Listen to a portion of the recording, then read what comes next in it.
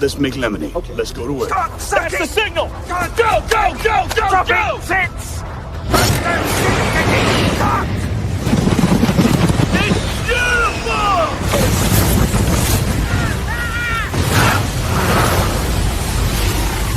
Mother Nature just pissed her pants, dude! Start your day with a jolt of energy and no-holds-barred opinions. This is The Rush, where Travis Justice and Ross Peterson bring you bold, unfiltered, and uncensored takes on sports, life, and everything in between. Buckle up and let's go.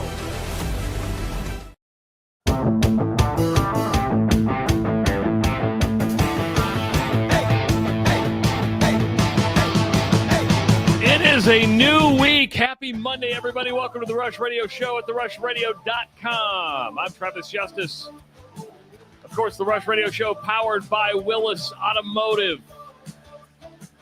If you're listening on the audio stream at therushradio.com or on the Android app, good to have you along. If you're watching on YouTube, give this video a like, subscribe to our channel, and follow us on our other social media channels, X, Facebook, and Instagram. Bringing him in, the one, the only Ross Peterson. What's going on, buddy? All of a sudden, you sound like you're underwater to me.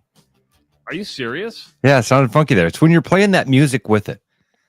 When the music's not on, you sound great. But for some reason, when the music's playing, it sounds, you sound odd to me. But no, I'm doing great, man. I had a good weekend, fast weekend. Enjoyed the Masters a lot more than I thought. Remember Friday? I was like, wow, baby. Turned out that was like the thing I was doing yesterday. Well, it's because you had a storyline, right? You had Rory McIlroy, who's never won the Masters. You have Bryson DeChambeau, who's on LIV, and then you have Justin Rose make the comeback to get to minus 11, and then you have Rory almost collapse and do kind of the Rory thing. You're like, is this guy going to lose it? He had a huge lead. He was at 14 under par at one point, and then starts to. He had two double bogeys yesterday, several bogeys, bogeyed number 18 to force that sudden death. And you're like, what's going to happen here? The drama. I thought it was over. I thought it was over in the second hole when DeChambeau was, or DeChambeau, however I'm supposed to say it. When Bryson took the lead, I was like, wow. They zoomed in on Rory on the third tee box or as he's walking from 2 to 3. And I just thought to myself, he's got to be running that through his head of like, this is my legacy. My legacy is I collapse. And that was not. What he was running through his head was, all right, I got this. Hit the ball down the middle here on 3. Start scoring and went on a run. Bryson fell off. And yeah, then it seemed like it was about the back 9. I'm sorry, the second 9. That they came, that Rose started to push and score, and you're like, oh, this is going to be fun. Yeah. Were you rooting against Rory at all? I mean, because we do kind of like the agony of defeat, right? I'm that way. I'm kind of cynical. Fair question. Yes, I went both ways, Travis. I started the day thinking, all right, if Bryson can score some here, keep it close. He's got to be planning when he's going to make his move. Where are his scoring opportunities? And right away, when Rory puts that first drive in the bunker, and remember, Bryson's first drive actually went left into the woods, but he had that amazing save out. I was rooting against Rory initially. I would say about the time he made the turn. They started to wax loquacious about Rory, right? About seems like 7, 8, 9 was when that whole thing started of like, he was a boy in Northern Ireland. The crowds will only continue to roar more for Rory. And I just thought, I guess I kind of fell into that. I was like, you know what? I'm in for this. Good for Rory. Grand Slam. This is great for him. Then all of a sudden they're like, oh yeah, by the way, Justin Rose is playing really well. Oh, this is for Justin Rose is putting for a tie for the lead. Damn. And then he's got to sit in the clubhouse and watch Rory on 18 bogey, and then you go to sudden death. It just shows good you on Rory how, to pick himself, because again, that's another moment I'm like, he blew it, he lost it. it just shows going to you win. how nerve-wracking the final day of any golf tournament can be. The pressure that is on these guys and what has to be going through your head. They talked to Bryson afterwards, and they were asking about Rory, and he's like, he didn't talk to me. Yeah, I don't know if you saw those clips. You know, and I don't blame him. You have to be dialed in. You know, this isn't a regular 18 holes with your buddies on a Sunday afternoon. This is for $4.2 million in winnings and a green jacket in the most prestigious golf tournament in the world, right? And if he's not talking to you, I don't have a problem with that. Most great athletes are just dialed in, and they are just going to stick to what they want. They don't want anything. And there's other things at play here too. It's not just about the competition of that moment. He doesn't like you. He doesn't like you. It's getting okay. along better. They did the 18 holes thing, Brooks and Bryson. Okay. And I mean, they're right, getting along better. Maybe there is more than that. The way when the reporter says, you know, how'd the conversation go? What'd you say to him? And he says, he didn't say anything to me. Okay, he doesn't like you. I don't care about the soap opera drama.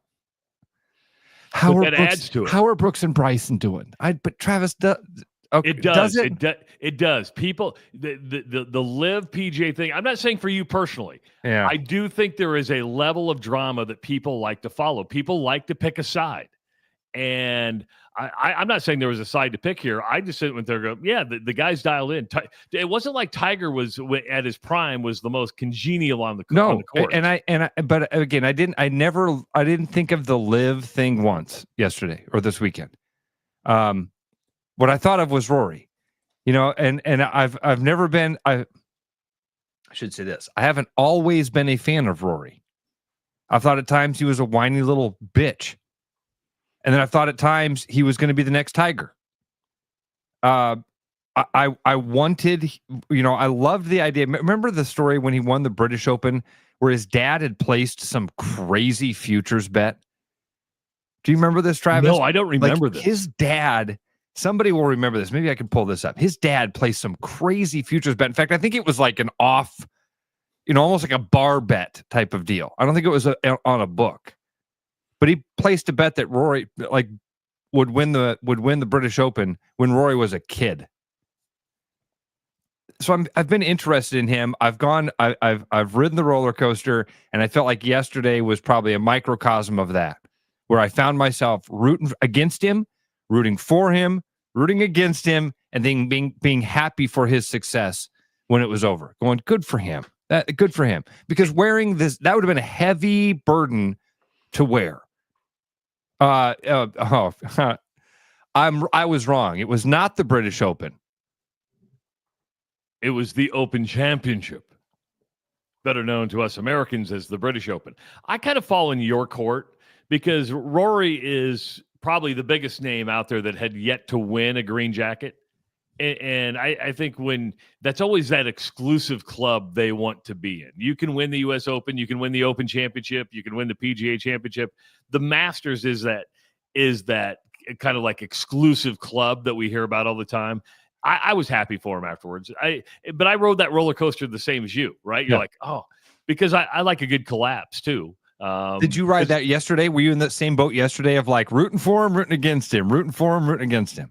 Yeah, well, at one point I'm like, this thing's over, right? Because I think he was at minus 14, and the next one was at like minus 9, and you're like, could be, or maybe even 8 under. That could be. Yeah, and you're like, there's no way this thing is going to disappear. You know, I mean, he's just going to cruise into it. You know, it's like how much can he win by? Yeah, and you're like, there's a bogey. Oh, there's a double bogey. A double bogey is like there's another double bogey. I mean, how many guys can double bogey twice?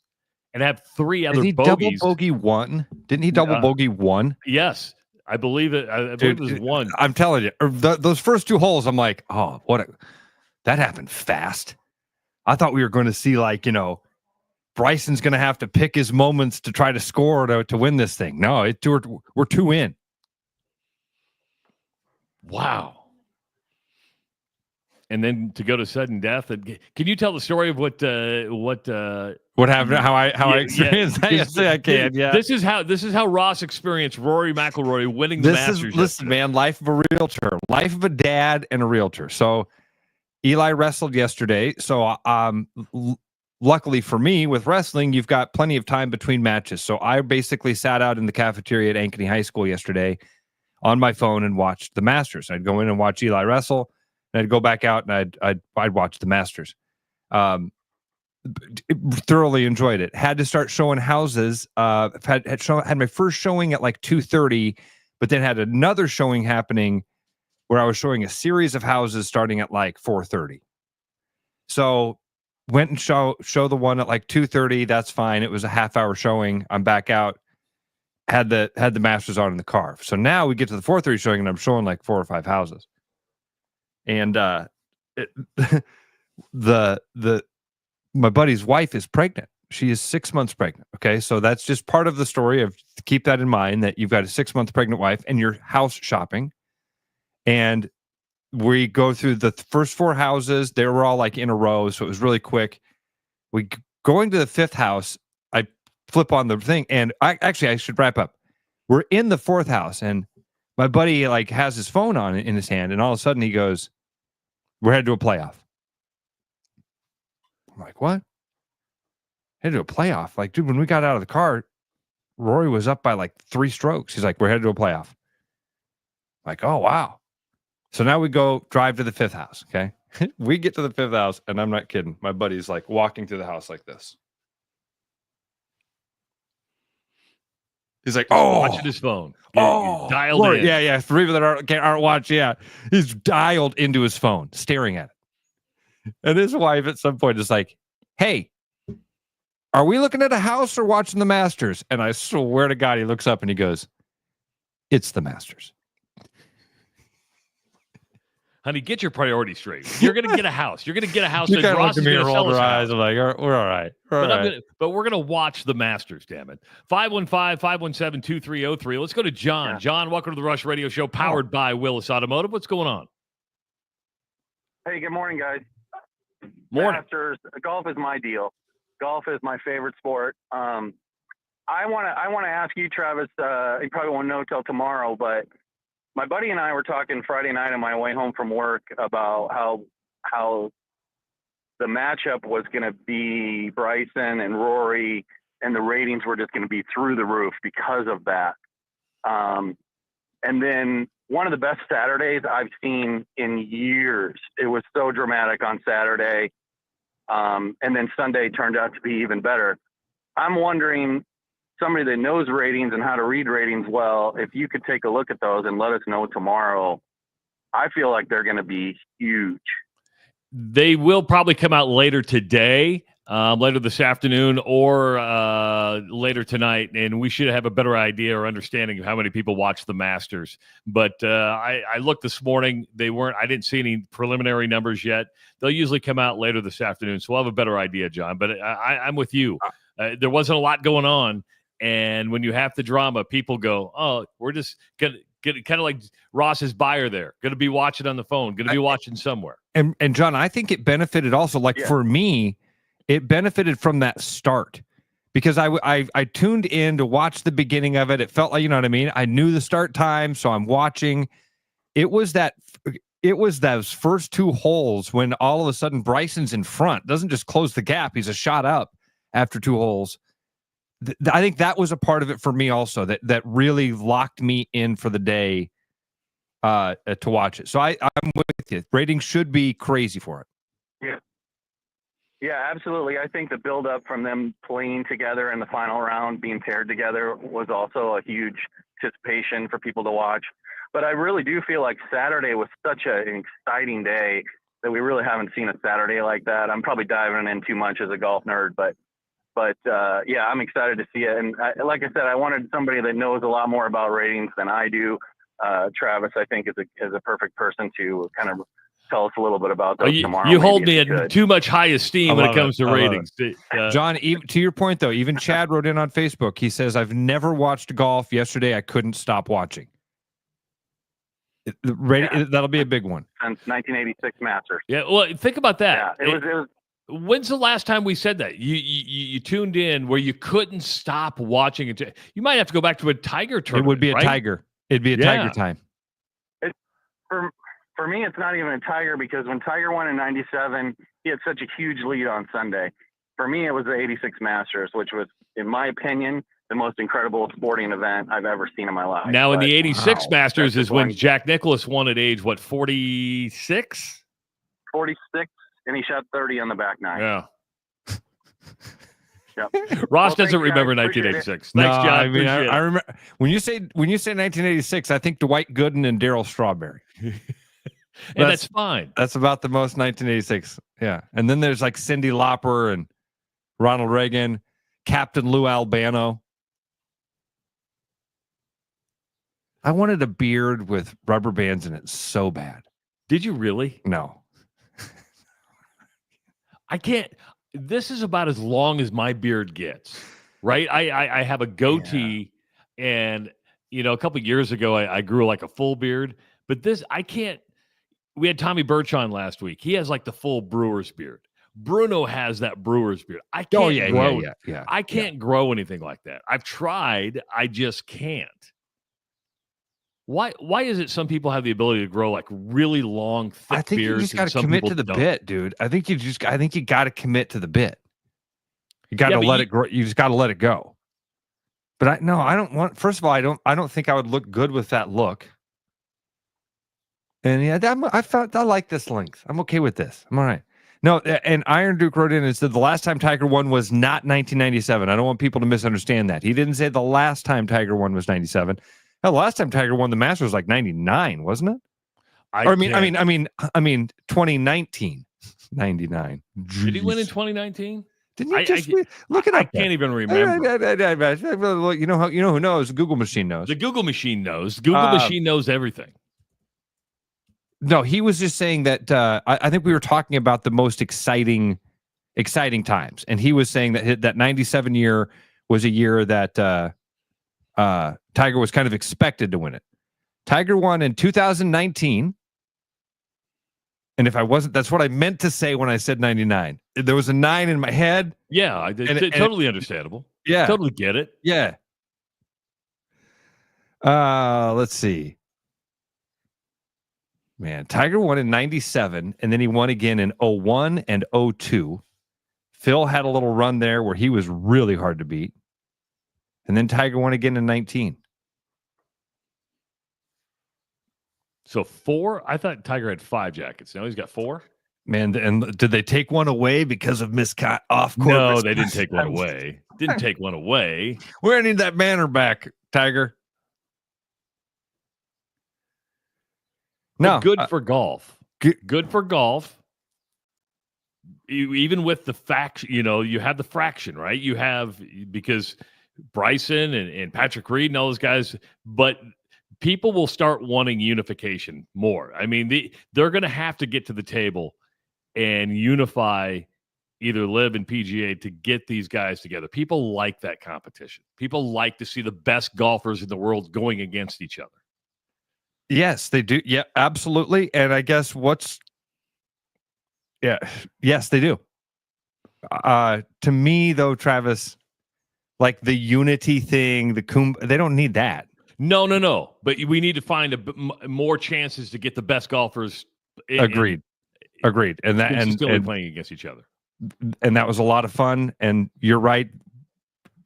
Yes. Exclamation point. Now, is the Masters kind of like the Kentucky Derby to you? Do you care about the Open Championship? For a lot of people, the Masters is it. A lot of people are like, you know what, the Masters is my golf tournament. Yeah, I'll watch the U.S. Open. I'll pay attention to the British Open or the Open Championship. Yeah, I fall into that category. I wouldn't have, dude. But I said this about the Masters. I fall into the category of it's golf. If there's nothing else on, if it's entertaining, if the right characters are at play. I'm not going to sit here and tell you I'm a golf fan, because if I turn on a golf tournament on Saturday and it's not somebody that's entertaining for me to watch, I'm not watching. And I could find a lot of names on here that, quite frankly, just I don't find them to be entertaining to watch. Rory, for some reason yesterday, that was. All of it. And I think playing with Bryson, because Bryson's just a goofball anyway. He's a goofball. Yeah, I don't know what the right word is for him, because goofball implies a silliness, and he's not. He's very serious. Very, very serious golfer. So yeah, Travis, it will all depend on kind of the storylines and what's happening around these tournaments and how they play out. So I wish I could put a blanket on it and tell you, yeah, man, when the majors come around, I'm glued in. I'd be lying to you. Zach Johnson had a good round yesterday. Yeah. So I mean, good tournament. Yeah, good tournament for an aging golfer, which Zach Johnson is. He's he had a nice round. Did you see what he made there? Tying for 8th at 5 under. Man, he had a really nice day Saturday. I didn't realize that. He shot a 66 on Saturday. $588,000 for Zach. For an 8th place finish? For tied for 8th. Nice little payday. That's a good payday. Yeah, it goes up substantially. I'll tell you that. What did Justin Rose get for his 2nd place finish? 2.2. So a $2 million difference between winning the Masters and finishing runner-up. Mm-hmm. That's why those putts mean so much. That's why there's so much pressure. It's a lot of cash. It's a lot of cash. I mean, Bryson's collapse cost him several $1 million. He ends up with $798,000. If he'd held on to 2nd, yeah, that's 2.6.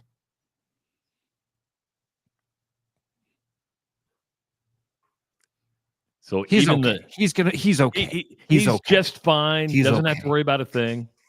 Doesn't have to worry about a thing.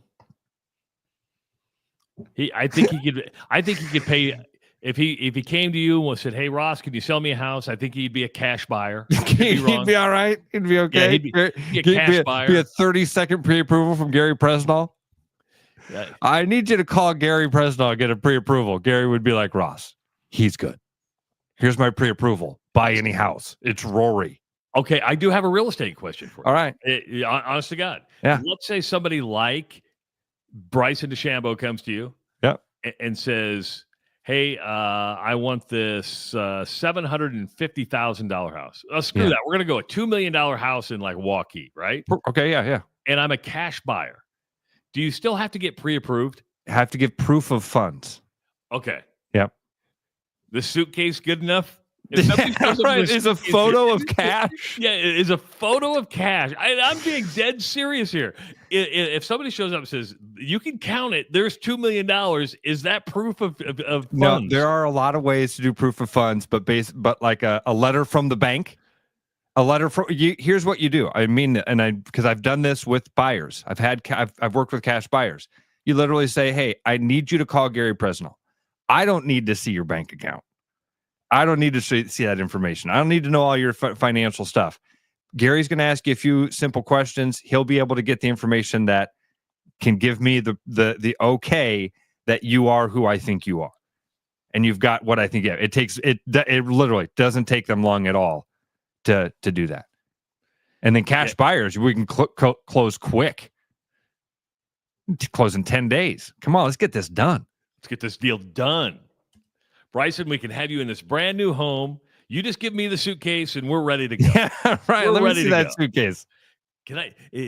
Boy, that's a nice stainless steel, silver Bryson fancy lock. And honestly, if we're talking about Bryson, that's the $800,000, right? He won $798,000. Yeah. After taxes, $600 or $500. Let's just say it's $450. Then you got to pay your caddy. Which is what, 10%? Is that what they pay the caddy? Which, by the way, that's who really, when you're talking about this money here, that's the person that's like, yeah, give me the money. As Bryson's missing fairways, the caddy's going, that's 10%. Seriously, dude, you just cost me. You gave me the club. That was like you a year picked of college. That was like a year of college. That putty miss cost me, my daughter, a year of college. And you know what? You know a caddy's thinking that, right? Is like, oh, dude, I mean, some money. Maybe not in the moment, but when you get the check, you're like, oh. Here's what I think happens, Travis. It's that gambler's mentality, okay? Because we've all done this thing, and I think we're all guilty of it in some way. The gambler's mentality is, let me put this in perspective here. I put $100 on the Cubs to win the World Series, right? Yeah. And at one point, my cash out was $500. Cubs were in the playoffs, or what? In this scenario, we'll use the Yankees. Yankees are in the playoffs. Yankees get in the World Series. My cash out was $500. But then the Yankees lost the World Series. And so in my mind, I didn't lose my $100 bet. I lost my $500. Right? They were it was an 8-1. In fact, if they'd have won the World Series, I was going to win $800. I lost $800. I didn't lose $100. I lost $800. That's what's happening here is people are taking the perceived thing as a loss. I got a good friend. See what I'm saying? As a caddy, no, absolutely. As a caddy on Sunday, you're teeing off going, okay, so at the end of the day, I'm going to have $200,000 in the bank. Here we go. And then at the end of the day, he gets a $70,000 check and he's like, I lost $130,000 today. As we get closer to the Principal Charity Classic, I got a buddy who's on a bag on the senior tour. And so he's been on the bag for a while. So we can bring him on because I think he'll be caddying at the Principal Charity. Now, does he caddy for the same guy every time? Okay. Yes. Okay. All right. You made that sound, the way you made that sound, right? For some reason, I thought it was like a circuit. You know what I mean? Like he's on the caddy circuit. No, he's they work with one dude. Yeah. That makes more sense. I'm gonna use the Google machine and see who he's with now because it's switched over time. But most golfers want the same caddy, right? That's like a team when you really think about it. I'll find out who it is during the break, and then. But yeah, as we get closer to the Principal Charity Classic, because I would like to ask that question: if he has a bad shot, you go, dude, you just under your breath, you just cost me some money. And listen, I would love to talk to him anyway, just to get some of the stories, because the stories that some of my favorite interviews have been guys from the seniors tour. Yeah, because they're far enough along in their career, they don't care anymore. Their image is what it is. They're like finally get to be who they want to be. Right, and they're starting to learn that sharing that stuff actually helps them. 100%. 515-517-2303. It is the Rush Radio Show powered by Willis Automotive. You got me falling hard, sweet baby. You got me falling hard for you. And still, I felt this way before. You know it's true. And still, you got me more and more. Oh, you got me falling hard.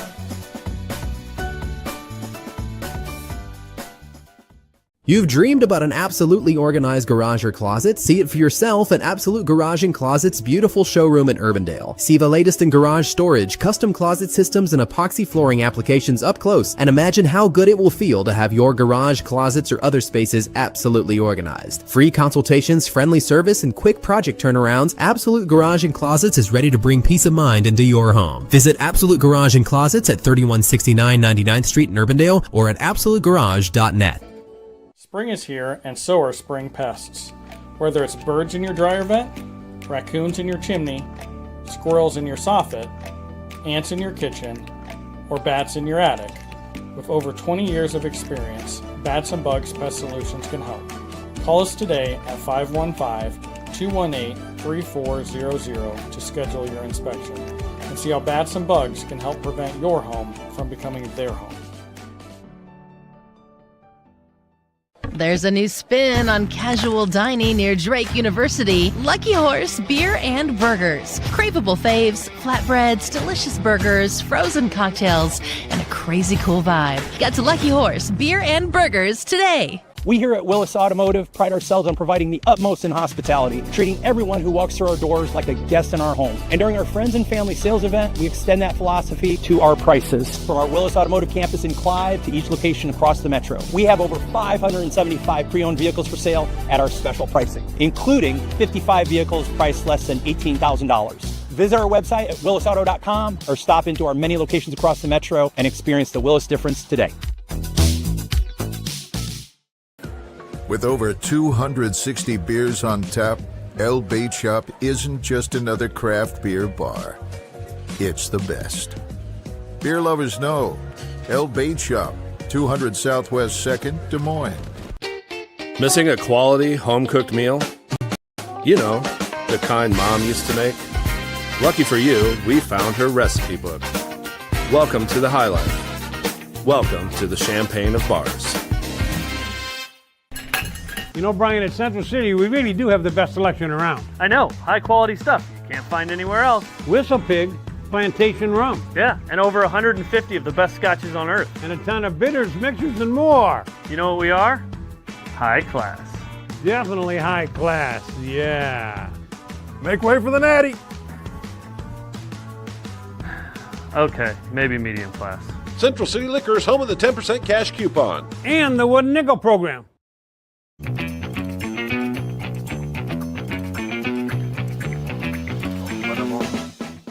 It is the Rush Radio Show powered by Willis Automotive. Happy Monday to you. We start a new week. Listen all day long to the Rush Radio Show powered by Willis Automotive at therushradio.com. Just click that Listen Live link, or you can also find the podcast there or wherever you find your podcast. And, of course, when you're at therushradio.com, go ahead and go to the Promotions tab. When you go to the Promotions tab, you can find yourself a place to register to win a pair of tickets to the Indiana Fever Brazilian national team game at Carver Hawkeye Arena coming up in May as Caitlin Clark returns to Carver Hawkeye Arena. Well, once you get signed up, you will be automatically entered to be one of 5 lucky people who will get to shoot, let's say long 3-pointers at Grandview University's gym. And we'll have a day of shooting hoop and giving away tickets. I might even have might this little contest sponsored from the way I understand it. Yeah, we're going to shoot from the Agency Iowa 3. The things are in the works. I apparently got to send some pokey text message emails today. We'll figure out what's going on with that. But no, that exciting stuff, man. And thanks to Grandview for helping us out, giving us some space to do that. I did have a conversation this weekend. Somebody was like, "Hey, what happened with the Dowling thing?" I'm like, "Dude, not a Dowling. Not a Dowling thing. Trust me." And then they were even like, "Well, I don't understand why Caitlin Clark." I said, "This is why they're so good." We sit around and go, "Man, how's this 23-year-old girl nailing all this PR stuff?" It's because they're really, really, really tight with it and good with it. And they just said, "Nah, guys, go play your game somewhere else." Yeah, all right, no problem. I know you're giving away tickets. We can't keep you from doing that because you purchased the tickets, but you don't get to use her gym and you don't get to use her name. And we're like, yeah. Well, okay, all right. Well, we tried. We had a good idea. And we are asked for forgiveness before permission. So we're asking for forgiveness and we'll go along. This wasn't one of those battles I was willing to fight, right? You're like, we can go find someplace else. And I mean, hypothetically, she played enough AAU basketball around Central Iowa. Aren't there chances she probably shot buckets at the Grandview gym at some point in her life? I mean, hell, they got photos of her shooting buckets on a barn. Yeah, we're gonna go with that. Where Caitlin shot AAU. No, I'm joking. Yeah, but I'm willing she played a little hoop at the Grandview gym at one point during her basketball career. Most places around Des Moines. Yeah. I mean, Grandview might have been the first to offer in like 5th grade. Come on down to the Grandview camp. We've offered a full ride in 5th grade. I don't know how soon she crossed that off the list, but did you watch UFC 314 at all over the weekend? No. So I just have a couple questions. I'm not a big MMA guy, not a big UFC guy, but UFC is coming to Des Moines. on May 3rd, I believe it is. I'm actually going to be in town that day because I got a wedding up in Ames that I got to go to. And the stars were out, Ross. I mean, it was in Miami, and you had President Trump was there. You had Shaq there. Dave Portnoy was there. There was just a bunch of people at UFC 314. My question is, you have all those celebrities. Will those celebrities, and I'm not expecting the president to come, but will big names be showing up in Des Moines for and what's the difference between UFC Fight Night and UFC 315? Okay. You got a couple of big differences. Okay. And that's why I turned to you, because you are the all-knowing This is and May 3rd is a Saturday night. I mean, this is right. May 3rd is a Saturday, I believe. It is. So you're going to get a great show. And it's a really good card. But no, Travis, this is not Miami. That's why you get all that stuff, because logistically, this is where a lot of them are. Geographically, this is where they are located. There will be some famous people here and some stars. Who will be? I don't know. Jason Momoa? Maybe, yeah. That's a good one to throw out there. But I didn't know if like these, and you're right, I should have known it's in Miami. People are hanging out on South Beach. I mean, that's where they want to go hang out. I would imagine that and this is a good question for Chris Connolly. This is a really good question for Connolly that he'd be honest with us about. Whose job is it to actually get that star list together? Whose job is it to reach out to these people and say, hey, we want to we'd like to, Jason Momoa, we'd love to have you in the front row at UFC Des Moines. And they probably give those tickets away, right? I would think, when I'm looking at Dave Portnoy, I'm looking at Shaq, I'm like, did you pay for those tickets? Or no. were they like, you think Caitlin spent the money at the Masters this weekend? No. That's a fair point. But, so maybe I don't, will there be a few? Yeah, there will be a few people so they can pan the crowd every now and again and say, hey, check out who's here. Tank writes in, says it's not a pay-per-view in Des Moines. So there's not. Does a pay-per-view make it a bigger deal? Know. Yeah, absolutely. Absolutely. Well, what the other thing about it, Travis, what that does is it's usually a bigger card, which is that's what the biggest determining factor will be about interest and who comes to town. We should reach out to Chris and see if he'd tell us this, like, because I'm sure they get a list of, and not that we wanted him to tell us who's going to be dignitaries. There. Yeah, it'd be like I could tell you, but then I'd have to kill you. It is basically what it is. I think for some reason I find that fun for my brain to think about who would be the people. If they said, Travis, you and Ross get to pick who the Iowa celebrities are. Caitlin Clark. But she's going to be in the middle of training camp at that point, and they got to play in Iowa City. You make the ask. You make the ask. Yeah, Dana White calls up and says, hey, Caitlin, we got a spot. Okay, so there you think it's Dana that calls and says, hey, Caitlin, this is Dana White with the UFC. I'm not sure if you've heard, but we're coming to your hometown. And is there any chance we could, maybe if we could even get you to cut a little promo that says, hey, Des Moines, Caitlin, always been a bit, I don't know. But it's good to have celebrities in the crowd, right? Because it gives it a sense of legitimacy. Exactly. It makes you feel like you're in the place to be. I'm at the place to be at the time to be here. This is cool. Jason Momoa is here. Jason Momoa is in the building. We are cooler because Jason Momoa is here. Jason, what are you doing here? I wanted to fly into town, not for the UFC. I needed some tasty tacos, is what it was. Yeah, I needed some tasty tacos. Who else? Momoa. It seems to me like those are the two layups. You ask Caitlin, you're probably right. She says no. Jason Momoa, unless he's shooting, Minecraft 2 or something. Are there any? Well, the girl from White Lotus, she's from Iowa. See, you don't even know who she is, and I don't even know her. Yeah, you don't even know who she is. What do you mean? I know what she looks like. I know what she looks like. I just don't know her. I forget her. It's Michelle something. Oh, that narrows it down. Yeah, it's Girl pretty from Iowa common named name. Michelle. I Ooh. graduated with 6 of those. Cooper DeJean would be a good one to have on tap. Yeah, right? that's a great one. Good call. Cooper's a great one. And he's warming up now, for a celebrity softball game. And honestly, you could do like Halliburton. Yeah. But he might be in the middle of, playoffs. Yeah, that's true. See, I keep thinking we're still in the middle of,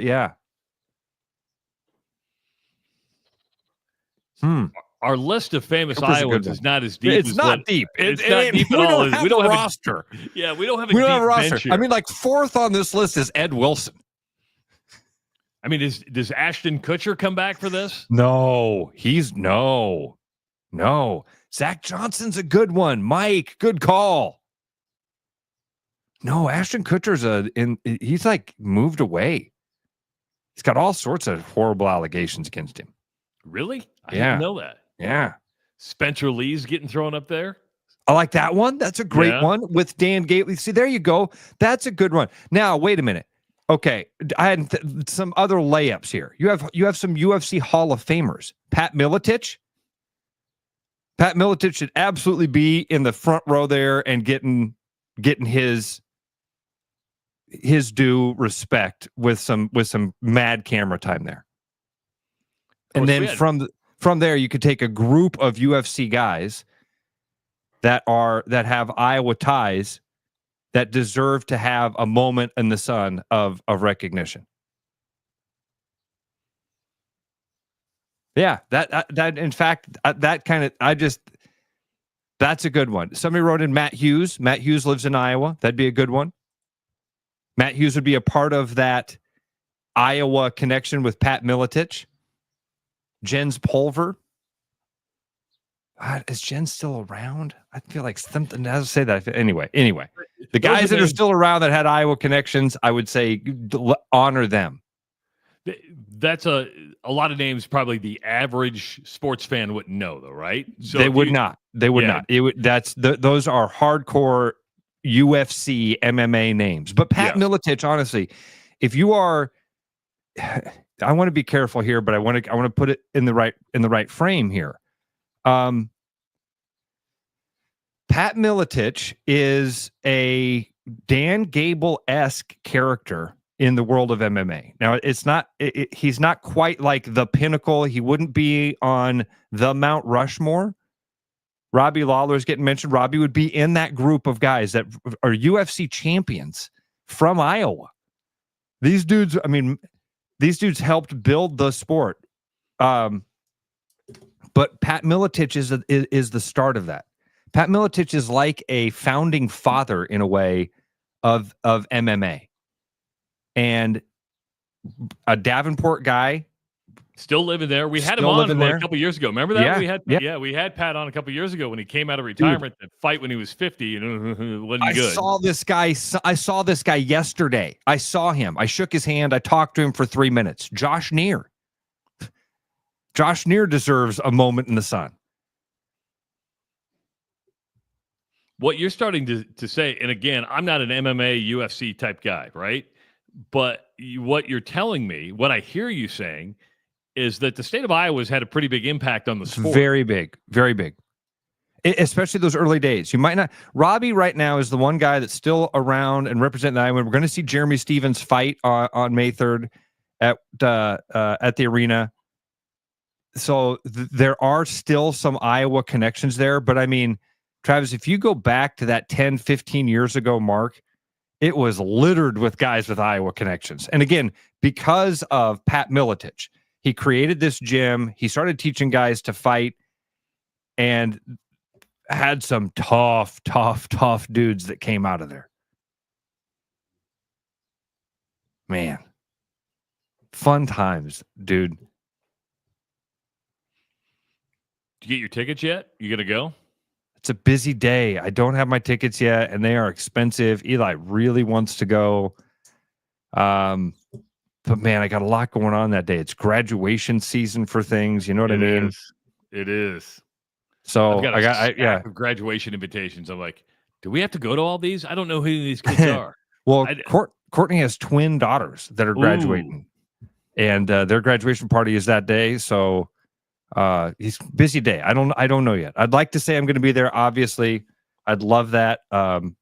If we should get Connolly on though and ask about this question, like how does that thing work? Because that was star-studded. The Miami card this weekend, it was incredible. The camera went on. I thought for a minute I was watching like a montage of different celebrity roles. It was incredible. And do you get the heads up? You're like, hey, here's the celebrity guest list. Yes. We need protection. Yes. We need hotel rooms. You know where they're sitting. Yeah, absolutely. And don't forget the WWE is the night before.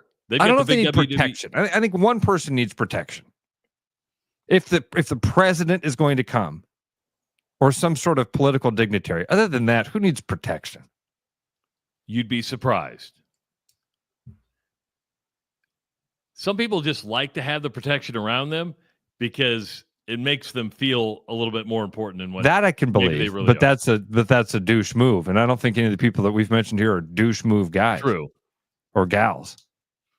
Dan Gable's not going to need protection. That guy can protect himself. Neither's Jason Momoa. He's a big dude. He's a big dude. He's a mountain. Man. So yeah, that could be a fun game to play of who would be the celebrities that you'd invite to represent Iowa. I like that idea of using it as a platform to congratulate those guys that were kind of the founding fathers of MMA. A lot of those names I just said, I would hope that most fight fans know, but Pat Miletich is the one that every Iowan should know. That guy, he is a pioneer. Absolute great word for it. Thank you, Travis. Eli got hurt over the weekend wrestling. Yeah. What happened? His last match yesterday, man. He got taken down. It's freestyle, and so one of the things you get what's called a leg lace, where basically they're trying to tie your legs together and gator roll you, and in that process hurt his ankle or foot in some way, pretty bad. So he's hobbling around. Supposed to pitch on Wednesday. I haven't sent it. I let him ice it last night. I told him, so Joel, if you're listening, get somebody up. So.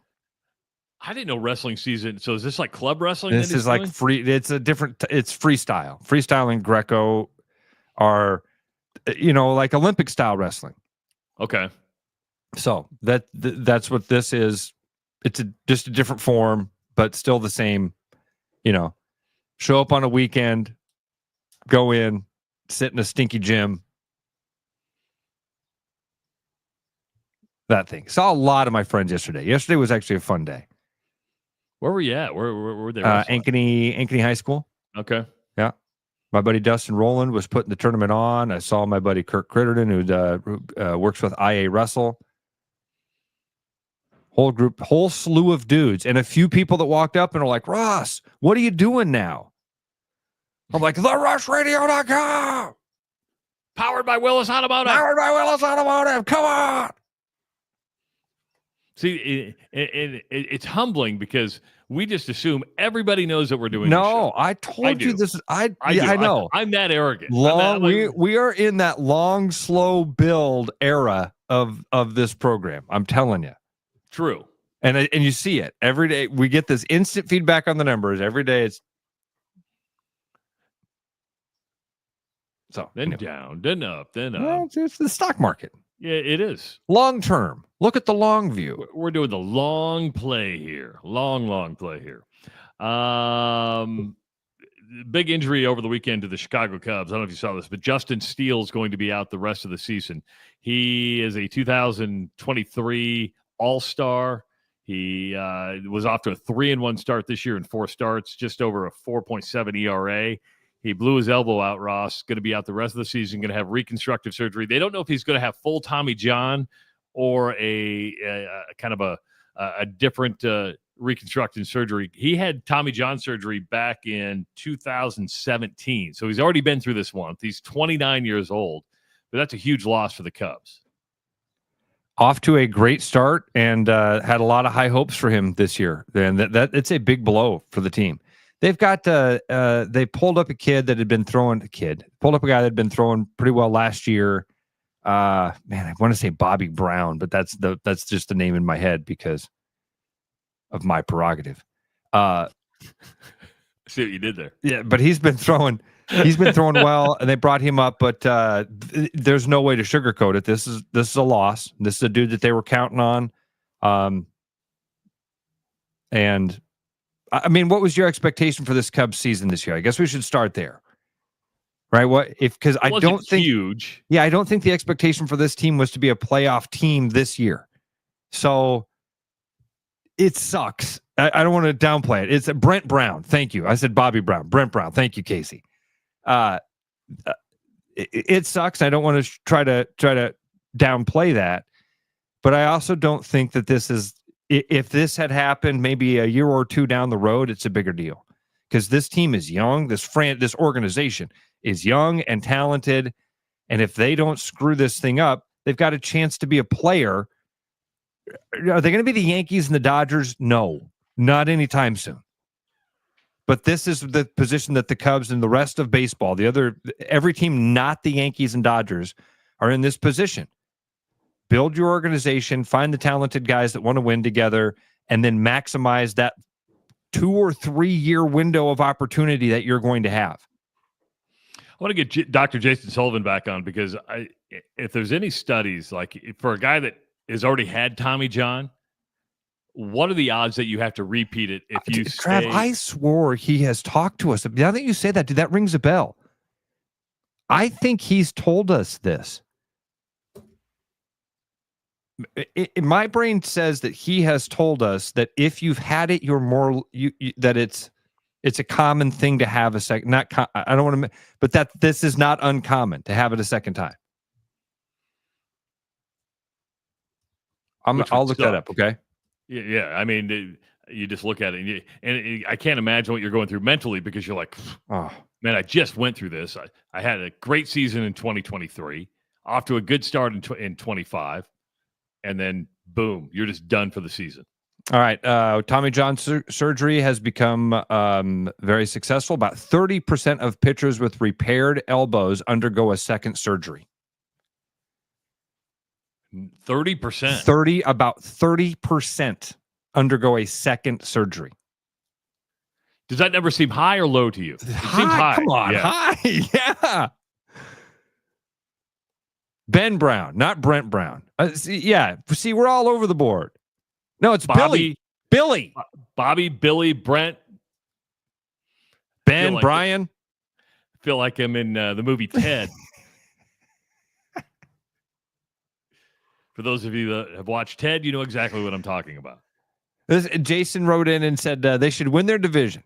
They've got the second best player in the NL, and Kyle Tucker. If your expectation was that they were going to win the division, then this is a huge blow.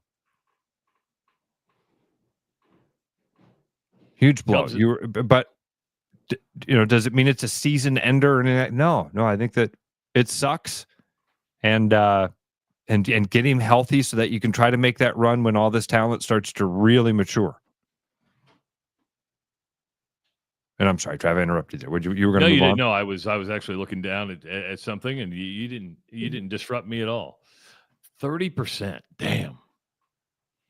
I swore that I think Doc had told us that before. We'd asked him that question. I think he even said that he'd had some. I don't want to put those words in his mouth, but I'm certain when we asked him about that, he did kind of give us a stat similar to that and said, yeah, getting it done once is no guarantee that you've got some sort of rubber band in there now. And that's with all Tommy John surgeries. If you just did the Google search, right? Or is that yes? I just said how common is second Tommy John surgery, and AI overview came back and said Tommy John surgeries become more common, but second Tommy John surgeries are less frequent. They do occur. About 30% of pitchers with repaired elbows undergo a second surgery.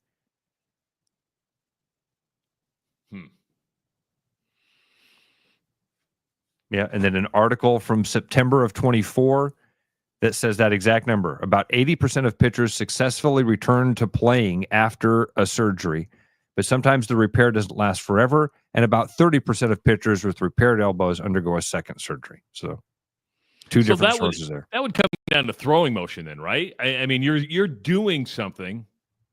I think, yeah. I mean, like we've always heard, it's an unnatural motion to come from the top anyway. Yeah. But I think that there's a lot of different factors that go into Tommy John. Probably some genetic stuff, how much you threw as a kid. Again, we've talked about pitch counts a lot lately. Are those having any impact at all? Because we hear about Tommy John surgeries all the time. Yeah, I would say we hear about it more now. And this is a guy that would have grown up in a world with pitch counts. Yes. So whatever. Again, I don't know the answer. I'm not a doctor. I have to Google on the radio. I have to Google statistics. 515-517-2303. That's the number to call. Don't forget, you can follow us on Facebook. Just search The Rush with Travis and Ross. You can search The Rush Radio Show on Instagram and follow us on X at Rush Mornings. We'll take a break. We've wrapped up hour number 1. We'll be back, kick off hour number 2, where Corey Nelson from Bats and Bugs will be joining us. I got a question. Is he jumping on? He's going to jump on around 7:15 with us. That's awesome. Won't be very long. We were just it was like 5:30, and you're like, man, I wonder. I got a rodent question. I think Corey come on, and we text him, and I didn't even realize he'd already wrote back. Awesome. Yeah. Thank you. Because if you have a rodent question, if you have a bats or bugs question, Corey's is your man, and you may want to bring him to your house to take care of said bugs, rodents, and bats. Just saying.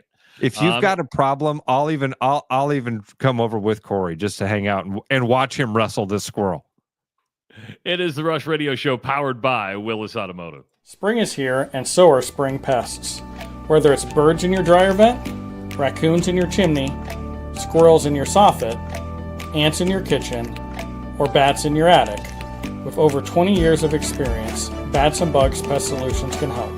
Call us today at 515-218-3400 to schedule your inspection and see how Bats and Bugs can help prevent your home from becoming their home.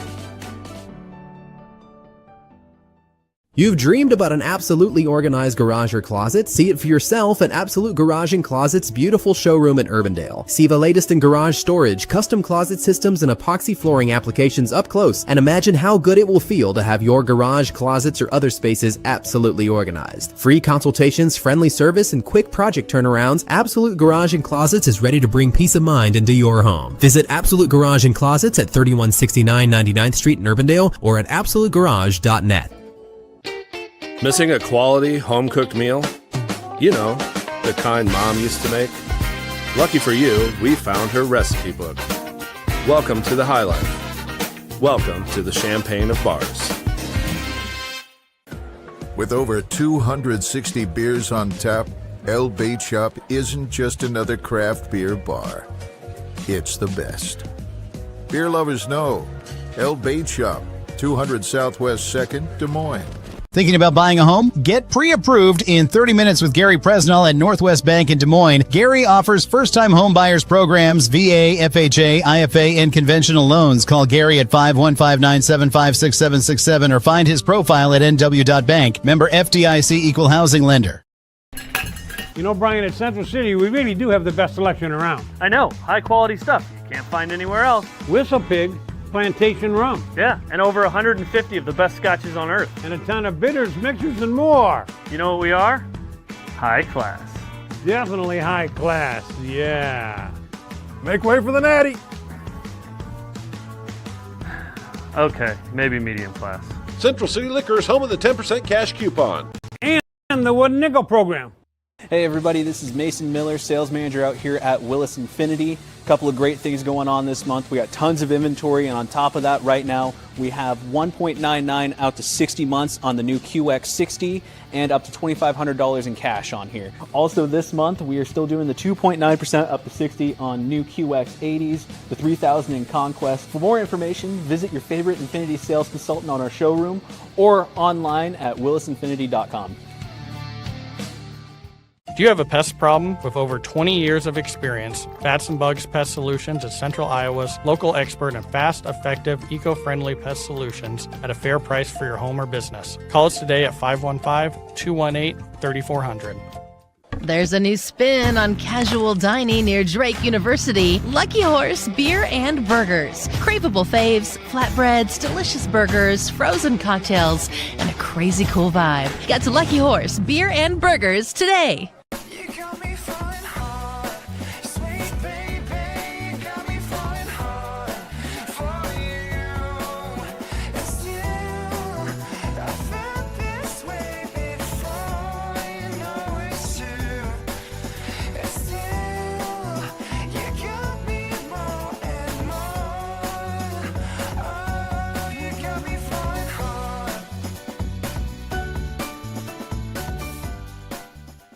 The best bread is made from scratch, freshly baked with locally sourced ingredients and love. At Big Sky Bakery, we take great pride in our delicious products. We know you'll enjoy them almost as much as we enjoy baking them. Find us at the downtown Des Moines Farmers Market every Saturday.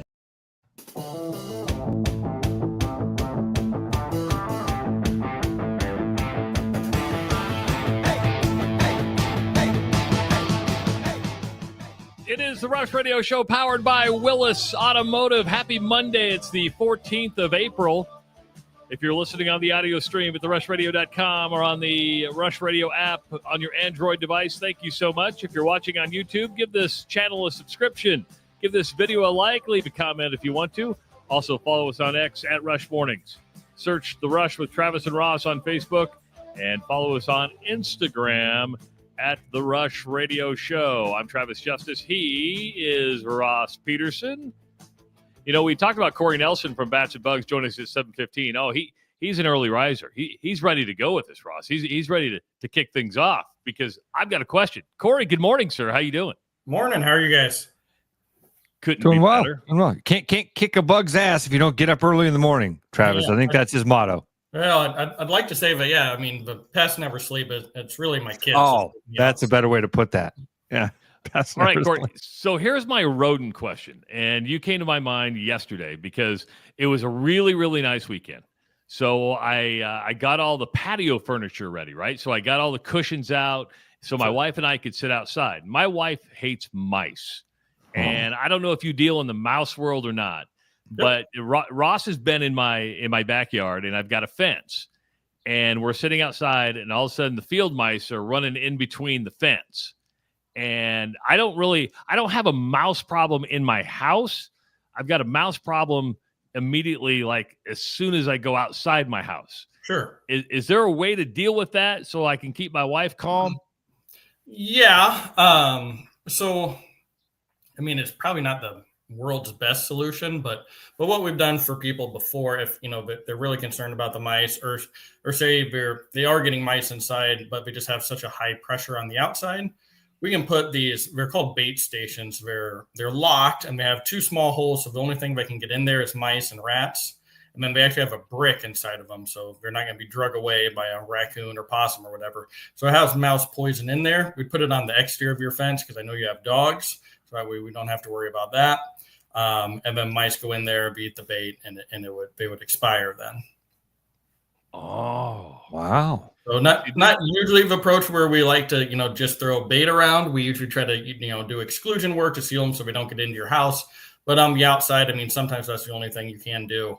Especially this time of year, it could be voles, which is the fastest reproducing mammal in North America. They have kids quicker than Sean Kemp did. Put them out left and right, so. Okay, help me. What is a vole? What's the difference between a mouse and a vole? Because I don't know. If I were to see a vole, would I know the difference between a mouse and a vole? So you got to look kind of close, but a vole is going to look similar to like a shrew. So it's going to have a pointed nose, kind of a cone, more of a cone-shaped face. Yeah. Yep. And then their tail is going to be really short. It looks like it's been docked, like a dog's tail. But looks like a mouse bred for fighting. Sure. And they're gonna live most of their life, I guess about 50-50. Below ground, they'll make little burrows, and then above ground, they'll make these little feeding tunnels. Whereas a mole is gonna be underneath the ground all the time and push the dirt up. And it's gonna have soft spots and stuff like that in your yard. Whereas voles are gonna run across the top of the grass. Same size as a mouse? Yeah. Okay. Next rodent question, and I do consider them rodents. Okay. And my daughter pointed this out to me because we got Arlo, I got 110 pound, 120 pound Great Pyrenees that runs around in the yard, right? Well, I got a little bunny nest out there. Now, I find bunnies to be rodents because it's not like, a big fluffy white bunny. It is, little Peter Cottontail, rodent bunny that, wants to feed off the garden. Sure. Is there a good way to maybe move that? I don't want to exterminate them, but is there a good way to move that nest? I mean, if you move the nest, more than likely the mom's never going to come back to them. Okay. But you can try different like animal rescue. I'm not sure what's all available out in Omaha, but you can try different like animal rescue hotlines and stuff like that. Like we have ARL here in Des Moines. Those type of places could put you in contact with people that, say if that nest does get abandoned, that could come and take care of it. So we're actually dealing with something similar. As my kids and I were cleaning our front porch, and we found a duck had laid eggs in our front porch area. Kind of the same thing. I think she's kind of abandoned those. So now the kids are trying to convince me to incubate about all that. But is it going to work? Are you going to have ducks? I don't think so. I don't think so's not a no, Travis. Did you see? Yes. Dad, we need a coop. We need a duck coop. Yeah. All right. So several questions. First of all, let's go back to the premise. Rabbits aren't rodents, are they? They're in the same family as rodents, yeah. Really? So, okay. Just like a beaver is a rodent family. Nutrias, muskrats, they're all in the. I mean, they're not super closely related, but they are in the same family. All right. Sean wants to know, how do you keep mice out of a camper during the winter? That's a tough one as well. Obviously, if you can park it inside, like in a Quonset or something like that, is going to help. And then you try to keep the mice out of there. So the more levels of protection you can give it, the better.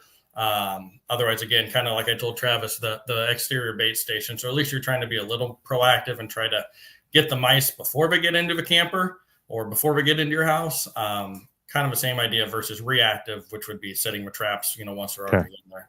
Yeah. Corey, you're the man. Thanks for answering the call so early. We threw up the bat signal, and here you came. Yeah. Hey, can I throw in one quick thing? Yes, absolutely. So we're getting lots of calls right now for birds getting in bathroom fan vents and dryer vents. Check those out. Go around as you're starting to clean up your yard and mow. Check where those vents terminate on the outside of your house. If you see bird droppings or nesting material, give us a call. You want to get those cleaned out.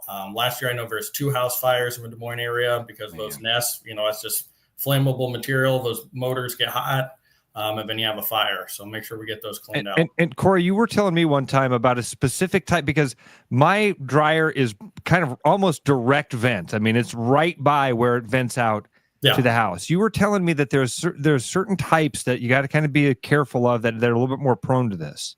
Yeah, so your dryer vent, we don't see it as often as like a bathroom fan vent. Okay. Dryer vent's got a lot stronger motor. I have kids, so my dryer's going constantly, so it's kind of self-cleaning and flushing all that out. Whereas a bathroom fan vent, especially if it's like a spare bathroom or something like that, it may not be getting turned on all the time. A lot lesser motor, so it's not going to clean all that junk out of there, but the birds pack in there. I would think with it getting warmer, it was like almost 80 yesterday. It's going to be almost 60 today and warmer this week. Is now the time to start spraying around, bring you over for the bugs that come out in the yard? Yeah, we're getting lots of calls for ants right now. Ants are by far, as far as insects go, our number one call in the state of Iowa. We get tons of calls for ants. Obviously, they can just exist by the millions, so lots of calls for those. We can help you out with that. We do free inspections. If you ever just want someone just to come and take a peek, give us a shout and we'll come and take a look and give you our opinion. No sales pressure, just answers. All right. Well, you can drive 100 miles and I'll buy you a beer for the free inspection. There you go. Free inspection in the Des Moines area. Yeah, but you're from over here, right? Yeah, I got family over there. I'll come visit. All right. Unbelievable, this guy. Unbelievable. Corey, thank you for answering, man. That was very nice of you this morning. Very cool. Talk to you soon, bud. All right, see you. Yeah. Corey Nelson from Bats and Bugs Pest Solutions. Go to batsandbugspestsolutions.com for more information. And they're all rodents. Rabbits are rodents. Squirrels are rodents. Yeah. Voles are rodents. when it comes to animals and like these classifications and stuff, I find myself to be pretty dumb. Like, I didn't know that a strawberry is not a fruit. It's not a a vegetable, berry. is it? No, it's like this weird category of something, because the strawberry, the red part, is a flower. Really? Yeah, the fruit of a strawberry are the little seed things. It's weird. See, again, we're so dumb. So dumb. Rabbits are rodents? Yes. Then why are they so cute? They're not. They're not cute. You're thinking about pet store rabbit. I'm talking about yard rabbit. There's two different things here. We've got a lot of those dirty gray yard rabbits in the neighborhood here. I know what you mean. I do know what you mean. And they're not cute. Are rabbit? And I know this is going to be a polarizing thing because some people are going to say yes, and are rabbits good eating? I don't know if I've ever had rabbit. I feel like if they were good eating, we'd. That's the answer. The answer is no. If they were good, it'd be on the menu. Well, you can get rabbit on certain menus. Especially but not like. See, look, Austin wrote in good eating. At a wild game feed, you're probably going to be eating the rabbit. If it's rabbit or elk, that's not what I'm talking about. I feel like if most of this stuff was actually good, there's a reason that we've mass-produced cows and chickens. Mike says, I've had good rabbit in other countries, not in Iowa, because they're mangy here in Iowa. There you go. See, all sorts of stuff coming in. Oh, okay. Corey says I misspoke. He says he Googled it. Rabbits are not rodents. Learn something new every day. But again, I think this is one of those polarizing things. Travis very much like, oh, they're rodents. Yes. I walk outside. I take Arlo out to put him in the backyard, and he starts running after it. It's a rodent. Much like he runs after a rabbit, much like he runs after a squirrel. Someday they're going to look at my Google search history and wonder how dumb was this guy? He once Googled, what is a rabbit? What is a rabbit? It's a hare.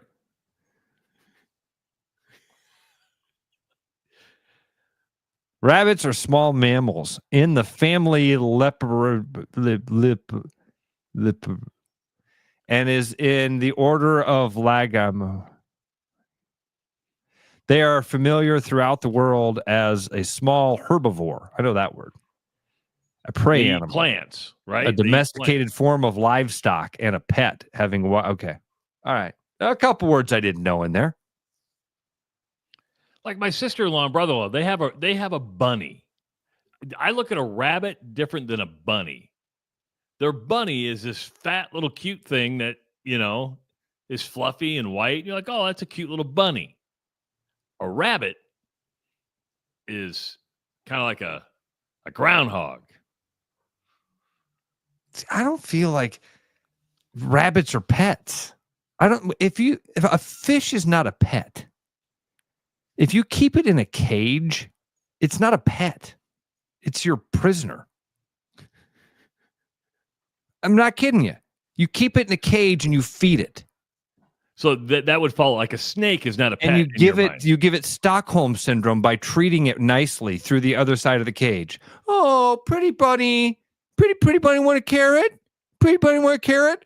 Can you please feed me? Now, hold on. I know people who let the bunny run around the house. Oh, they give it some yard time? They give it some yard time like a good warden gives its prisoners? Family room and kitchen time because it will go in a litter. Once in a while, a conjugal visit from the neighbor rabbit. I never have put it together. If your animal is in a cage, you're a warden. Sorry. Man. So a snake would not be a pet in your mind? No, a snake's not a pet. No. And here's another rule. If the animal were big enough that it would kill you if it could, that's not a pet. Snake doesn't know its name. I can't wait for you never met my snake. Let me show you my python. I had a snake, it knew its name, dude. Ray. Ray will be the one. Ray's going to be the one. I knew a snake named Willie Nelson. They called him what would be a Slither Nelson.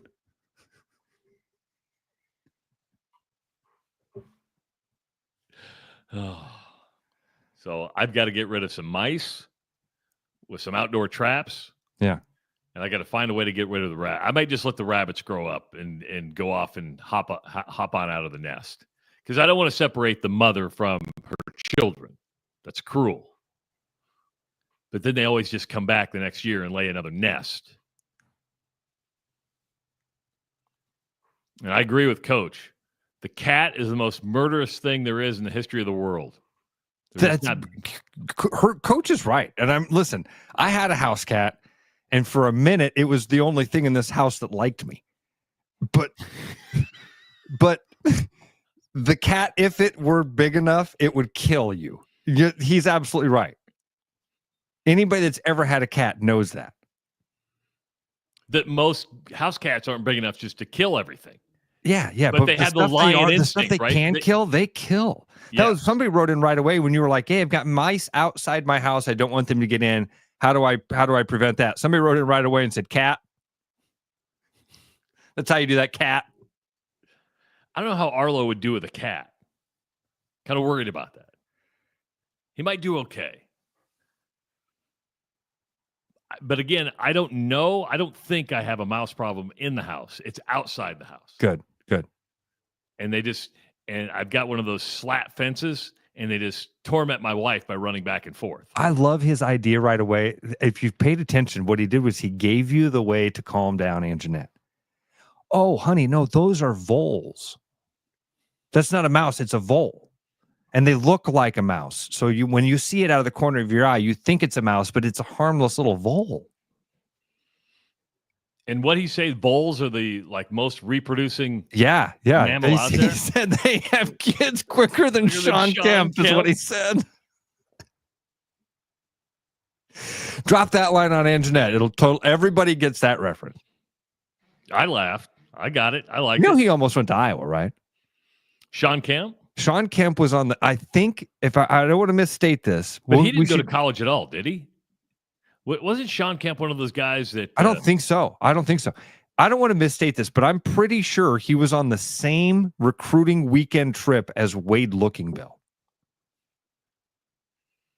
I'm pretty sure Wade told us that story one time. Well, we should have Wade on sometime. We haven't had him on the show yet. Wade, tell us what it was like to party with Sean Kemp when you were 17.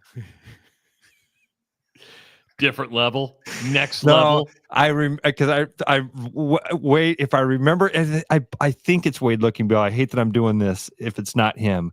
Whoever it was that told me the story basically was like, no, I wasn't on the same trip as we were there the same weekend. We didn't do the same things. He did his thing. I did mine. He did his thing. I did mine. I met him. Hi, Sean. And that was it. Hope we're teammates someday. Hi, Sean. You see where Brendan Sullivan went into the transfer portal. So yeah. Iowa's quarterback depth got a little less after the spring. It's not bad, but you lose a guy that has a lot of experience, started some games for Iowa last year, but not really a surprise for a guy who's going to be a senior that he would go into the transfer portal. I wasn't shocked by it, knowing that Mark Gronowski is going to be the starting quarterback for Iowa, the transfers from South Dakota State. And you're probably looking at going, I want to play my senior year. I want to be a starter. There's still a market out there, maybe not at a school like Iowa, a Power 5, but so the quarterback room looks like this now, Ross. You got Mark Gronowski, who did not practice this spring. He had shoulder surgery, recovering from that, so he hasn't practiced. You have Hank Brown, the transfer from Auburn, and you have Jimmy Sullivan, the true freshman. So you've got some depth there, just not a lot of experience. So were you shocked that Brendan Sullivan went into the transfer portal? No, not at all. And I think you're right, Travis. His Power 5 football days are probably behind him. If he wants to play his senior year, that's going to mean he has to go down a level in competition. That is indicative of the Hawkeye quarterback room. I think these last couple of years, after Spencer Petras left, the talent just hasn't been great. Cade McNamara was not, if not healthy, was not a good was not a great Division I or was not a Big Ten quarterback. Brendan Sullivan was not a Big Ten quarterback. He could make some plays and he could get some things off, and he was quick and good quarterback, not a big time Big Ten quarterback. But even when the Hawkeyes have that talent, they're not utilizing it. So I need to see. I need to see what this offense looks like with a much more talented quarterback unleashed. That's what I need to see. And I don't know that Gronowski is going to be allowed to do that either. I am in the prove it to me phase of my Hawkeye quarterback fandom, meaning as long as Kirk Ferentz is the coach, I don't expect much. It's never going to be the Drew Tate days again. The Brad Banks days are gone of letting a quarterback go out there and actually make plays. No, we don't do that. We don't do that. And the coach makes sure of that. The coach absolutely hinders their playmaking ability in some way. But you're gonna have to let them loose sooner or later, or you won't be able to attract big again. Trav, I'm in the prove it to me phase, and that's fair. I don't think that they will. So, all of this talk about the quarterbacks for the last 7 or 8 years, I've said it. My response has always been the same thing. Going back to Nate Stanley, I've said the same thing because it's been the same quarterback. Nate Stanley had a fantastic career. You look at his stats, he had a fantastic career. We hated him. Spencer Petras, that kid was an amazing athlete. Fantastic quarterback. We hated him. Because the coach doesn't let them go out and play football the way that they are able to play football. He's got his version of playing football, and he coaches them to play that way. And we see the results. We've seen the results now for over a decade of what Hawkeye quarterback play looks like. So I bring in the next name. I saw Chad had an article on the Register the other day, and it was like, Lystico breaks down the next Hawkeye quarterback. And in my mind, I literally thought, man, I feel like I don't have to read that article. I don't have to read that article because I know what it's going to say. Chad is going to do a great job of breaking down what this kid's talents are. And he's going to say, this is what the smart people are saying. This is what the bad side is going to be. This is what the good side is going to be. It's going to be, and then that's not the quarterback we're going to see. Because that's what it's been for a decade. We got this wonderful dude, super talented. Other people wanted him. He was a big time recruit. Other coaches think this guy can be in the NFL. We chose this guy over other dudes that are going to other big schools and are going to play in the NFL. Okay, well, what's he do when he wears the Tiger Hawk on his helmet on Saturday? He goes 12 for 26 for 93 yards and a touchdown. Cool. Iowa did make an offer this past weekend or last week to a kid in Omaha, Millard South High School. He's 6'4", got a good arm, can be mobile if he needs to. I think he'd be perfect for the Iowa system. He'd be perfect for the Iowa State system too, as both the Cyclones and the Hawkeyes have made an offer. Nebraska probably won't make an offer. They may have to, but it's going to be a goodwill offer because you've got Dylan Raiola, who's the quarterback right now, and then Raiola's brother is coming up after him, also a quarterback, has committed to Nebraska. So you already have your quarterbacks situated at Nebraska for some time. So you have this kid from Millard South that I think could be a pretty good get. He's getting good offers. I don't know how far away from home he wants to get, but Iowa State and Iowa both made offers. But at 6'4", good arm, mobile, seemed to would fit what Tim Lester is doing at Iowa. But again, if you're a quarterback, you're looking and going, what is the development stage of a quarterback? This is why I said I want to see what this offense can look like with a good, healthy quarterback. Because I don't think last year we got a true indication of what Tim Lester can do. Somebody wrote in and said, man, if you didn't see that Ferentz had his hands off the offense last year, that was a different offense last year. But but the quarterback talent evaluation, recruiting, development was all the same. The quarterback play was similar. So that's why I the very first thing I said was, I want to see, I'm in the wait and see moment. I want to see what Tim Lester and this offense can do with a healthy quarterback that they believe in, that's his guys. Because last year, he really only had one dude that was his dude. It was Brendan Sullivan.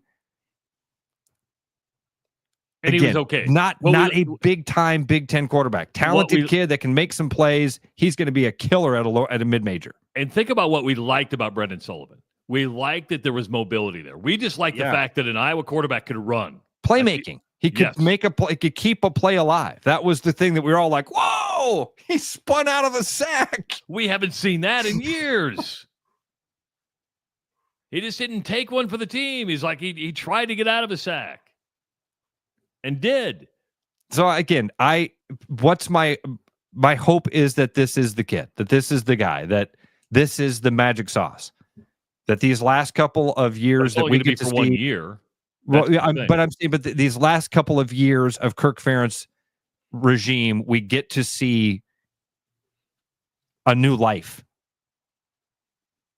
a rejuvenation of the offense. That'd be cool. 515-517-2303. That's the number to call if you want to participate in the show. You can also leave comments in the comment section if you're watching on YouTube or Facebook. So we try to go over those as much as we can. We come back, more quarterback talk, as there was like a stare down or a showdown between Nico Iamaleava and Tennessee over the weekend. And we're going to start seeing more of this. And this is where we're at in college sports. This is the ugly side of it. It's played out in public. This is the free market. But there's a price, and then there's a price. And teams have to decide what type of price they want to pay. We'll talk about that when we come back on the Rush Radio Show, powered by Willis Automotive. Hi, I'm John Linares, sales manager here at Willis Lexus, and this month with spring here, it has also brought some great deals. We have $1,500 of lease cash on RX, $2,750 on NX, and $3,000 on ES. And if you're not looking to lease this time around, we have low APRs available, like 3.99 for 48 months and 4.49 for up to 60 months on select models. I invite you to stop in and visit with your favorite sales consultant, or visit us online at willislexus.com. I'm loving these wooden nickels, Brian. Yeah, I suppose everyone is catching on. Just spend $20 to get a wooden nickel. It's 25. Collect 10 and add up the savings on your next purchase. Some of these are worth $5. That could be huge. I know, right? That's why you have to spend $20. It's 25. Collect 10. It's like money back to you. Spend 20, you get another wooden nickel. It's 25. Collect 10 and add up the savings. It's huge. Central City Liquors, home of the 10% cash coupon. And the wooden nickel program. It's huge.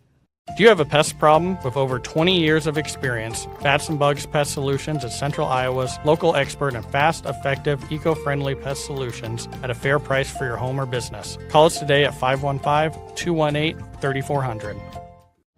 Believe it or not, spring is coming. When it does, be absolutely organized with custom garage or closet systems from Absolute Garage and Closets. Turn a winter mess into a spring success at our showroom in Urbandale, or visit absolutegarage.net.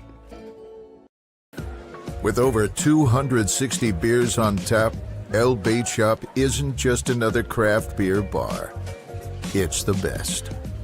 Beer lovers know. El Bait Shop, 200 Southwest 2nd, Des Moines.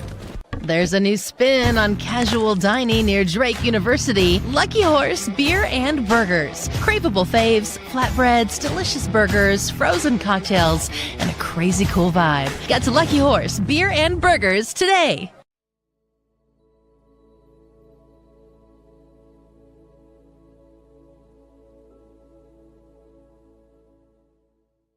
Are you thinking about buying a home this year? Start by getting pre-approved with Gary Presnall at Northwest Bank in Des Moines to see how much you can qualify for and what loan programs meet your needs. Gary can get you pre-approved in 30 minutes or less with a pre-approval letter to you. Gary offers first-time homebuyers programs, VA loans along with FHA, IFA, and conventional loans. Call Gary at 515-975-6767 or find his profile at nw.bank.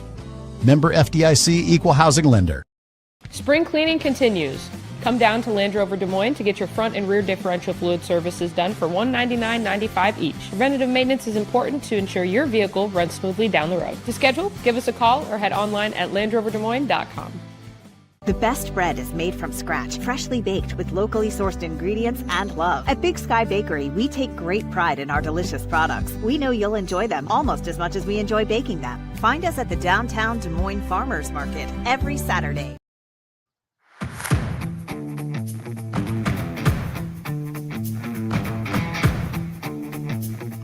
Welcome back to the Rush Radio Show at therushradio.com. Happy Monday. A lot of good stuff today. Masters, Iowa football, Bowls, Mice, and Rabbits. Sounds like a children's book, doesn't it? Bowls, Mice, and Rabbits.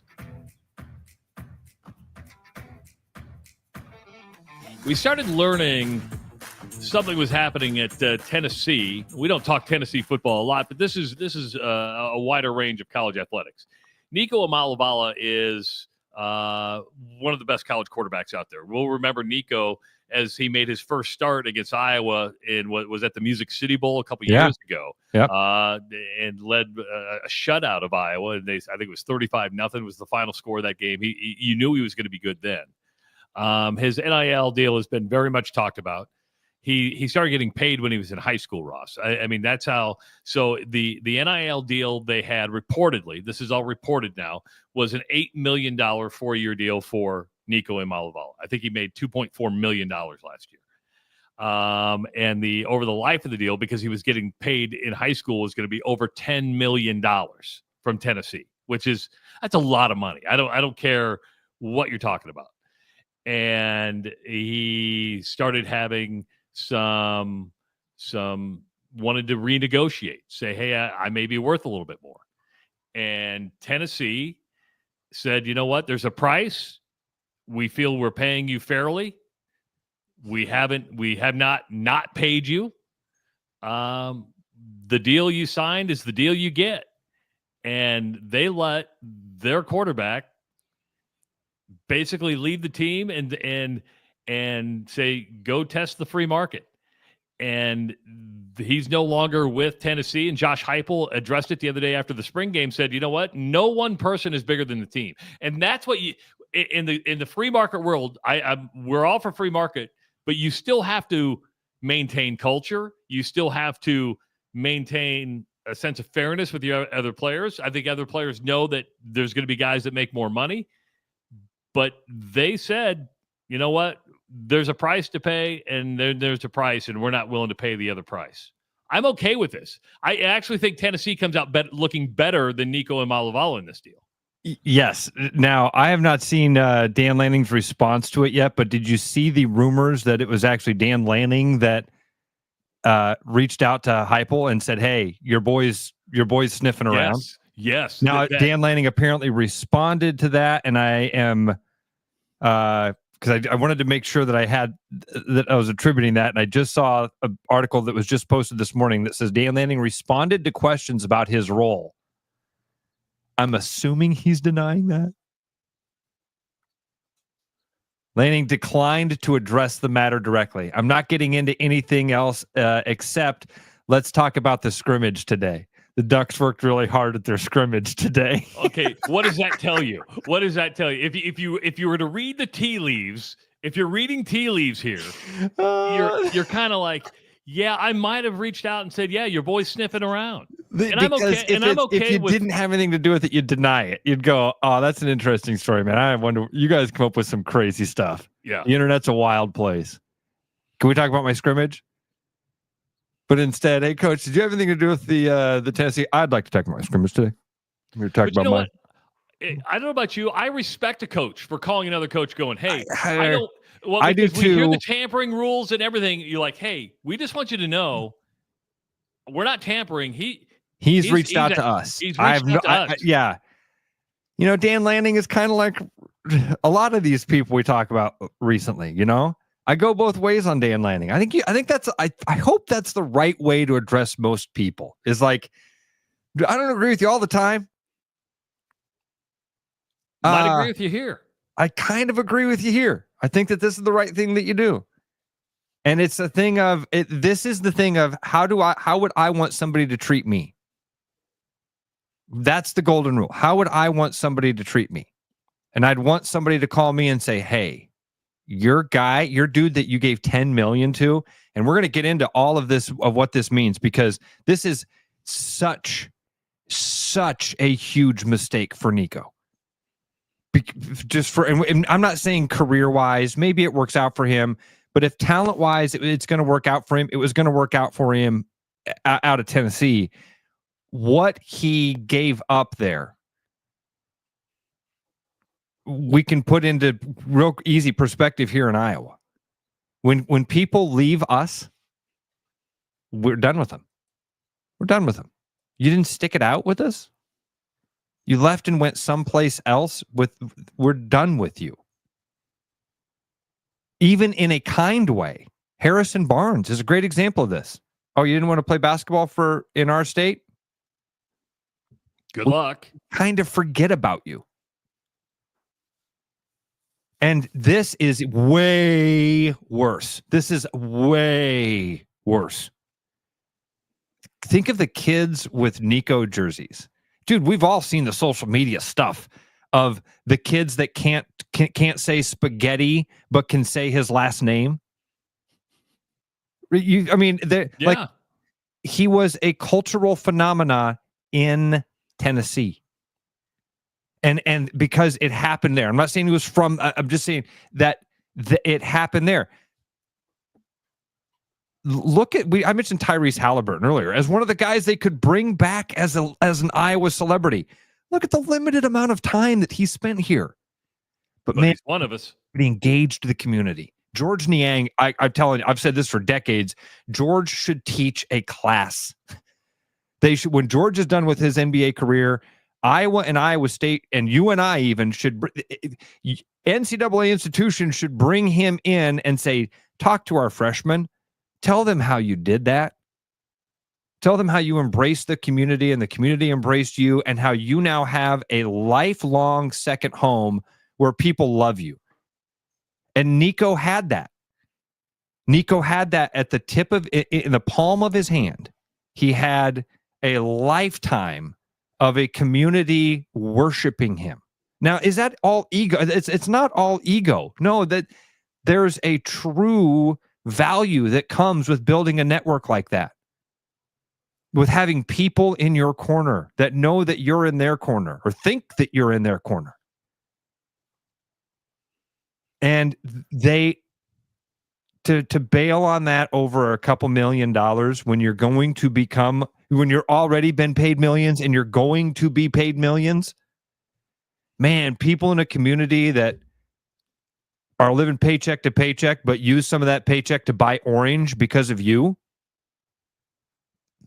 This is where the sports, it kind of transcends in a way.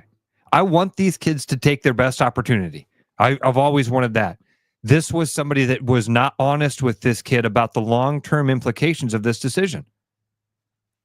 Financially, are you better off going out and trying to put yourself in the free market and see if you can get that $4 million deal? Maybe. Socially, are you putting all of that capital on the line?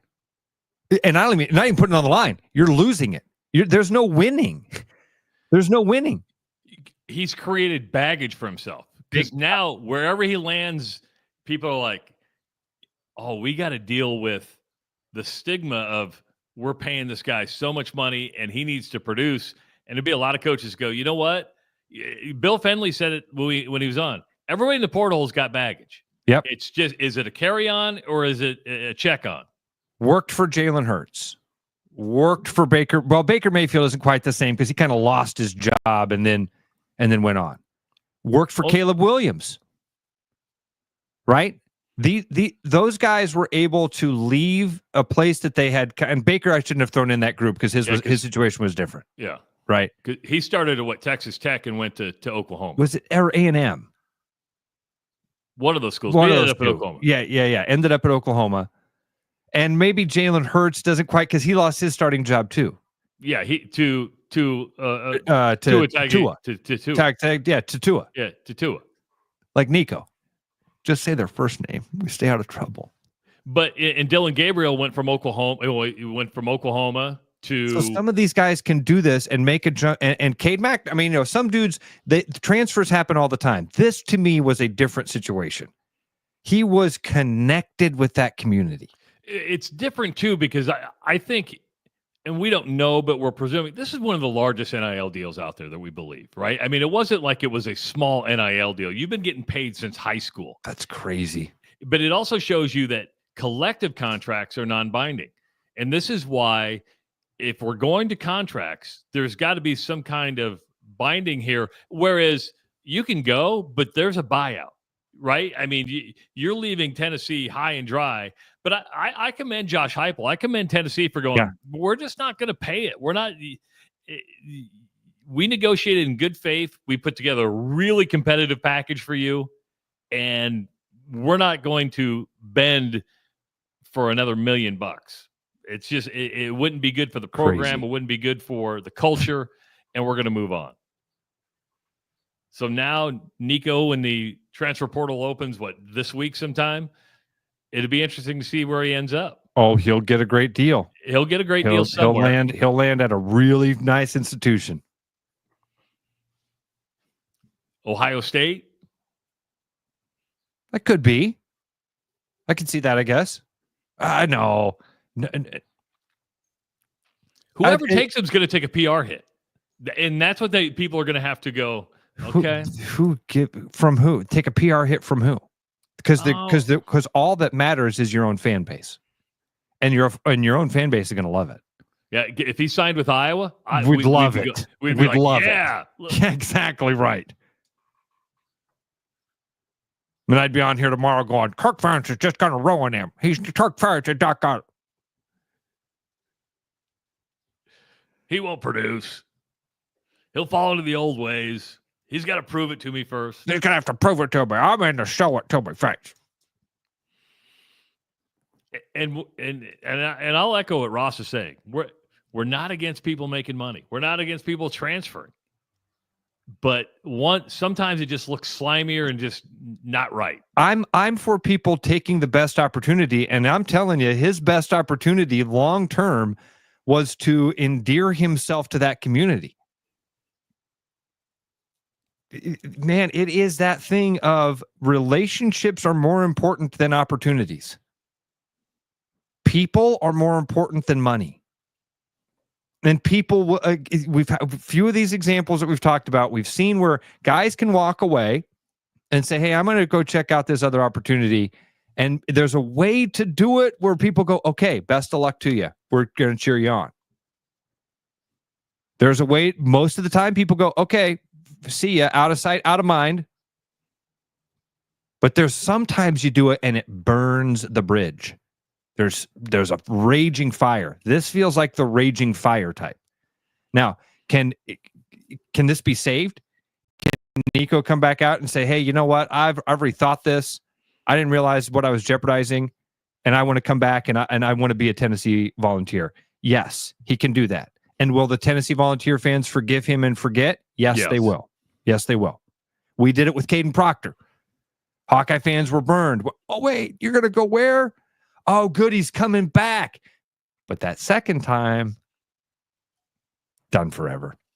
Fool me once, shame on me. Fool me twice. So, and you know, these are this is the stuff that I wish these opportunities had these conversations involved in them. There are benefits to this that you're not seeing. There are unintended consequences to this move that we need to talk about. One of those unintended consequences, there's a term for this that really smart financial people have, Travis, where it's like the lost potential. What you're risking is not the money that's in front of you right now for these contracts. It's the long term that you are going to be able to get from being this guy attached to this institution. I'll use Dylan Raiola as an example, Nebraska quarterback. after this past year, he was rumored for the transfer portal. He didn't go. Said he was committed to Nebraska, which I believe he is. But you know where he ingrained himself in the community, Ross? That guy went to every state championship football game in high school, from class, D2, 6-man football, all the way to Class A, was at every game on the sideline, went to every high school championship basketball game, was in Vegas when Nebraska won the crown. That's ingraining yourself in the community, right? Yep. I mean, now if you were ever to get up and leave, people would be like, what's going on here? That's creating relationships. That's saying, you know what? I'm one of you. Yeah. Man. Money. We've got great examples of it here in Iowa. Great examples of people who have maximized that opportunity and people that have just haven't cared too much about it. A guy who doesn't seem to care too much about it, and this is not a knock in any way. It's just his personality. Have you ever had the chance to be around Tavian Banks much? And I mean the Hawkeye football player that played in the NFL. I had him on the old show once. What an awesome dude. What an awesome guy. Like, super fun to talk to. You sit there and you're like, this is Tavian freaking Banks I'm talking to. It's like, this isn't for me. Being out here, being Tavian Banks and being, people being happy that I'm here, that's not for me. It's because I'm just a kid from Bettendorf. Bettendorf. My playing days are over. I got a real job. I've got to, Yeah, just a guy that didn't care about being that thing. Now, then I look at George Niang as the best example on the other side of it. Tyrese Halliburton's a good one too, honestly. People, not just because of his success, something about his personality and the few years that he was here, that kid endeared himself to people here.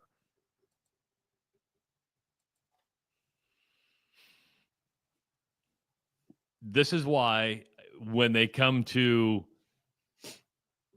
the House settlement, when contracts are going to be signed, there needs to be parameters. And Travis, I think that would have prevented this. I mean, think if Tennessee could have gone to this kid in high school, said, we really want you to be a Tennessee Volunteer. We're going to give you $10 million, but we need 4 years from you. We get, or more probably in the language is, we get you till graduation. You don't go to some other, you never play for another institution. Well, Jay Billis, I think Jay Billis said it best, because especially when it comes to for football, right? It's a 3-year deal because you can go pro after your 3rd year. You don't want to prevent somebody from going pro. So it's a 3-year deal with a 4th year option. Here's your money. You got to follow. You got to go to class. You got to maintain a certain GPA. If you leave, there's a buyout. That means if we don't want you here anymore, we can buy you out. If you want to leave, you got to buy us out. There's certain ways to put it to make it at least protection for both sides. It can't be a one-way street. And right now it's a one-way street. And this is the one-way street. You don't get to make up for lost time. You're right. I don't necessarily think it's the one-way. The one-way street thing is where I kind of want to push back just a little bit, because you're right. I don't want the intent of what you're saying there. I completely agree with, and there needs to be parameters, and there's got to be some rules set in place. I'm glad that they're getting rid of this amateurism thing, because that's the first thing you've got to shed, that stupid cloak of deniability, and then you can start to move forward with actually paying these players. And if they want to write into the contract something about the academic side of this, I've got no problem with that. But I mean, I think Nico's probably the biggest name that we see as far as money and timing and everything. This is and just the connection again. This is hitting deeper because of he had done that thing. He had made that connection.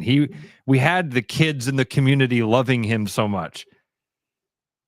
When moms and dads get home and the kids are crying because a quarterback isn't going to be a starting quarterback anymore, that's when people start to, all right, now you're hurting my kids, damn it. Do you know how much money we spent in gear? Think of how wanting expensive, to be Nico. It's not expensive to remove Cox from the back. I'm in my Iamaleava. 17 letters.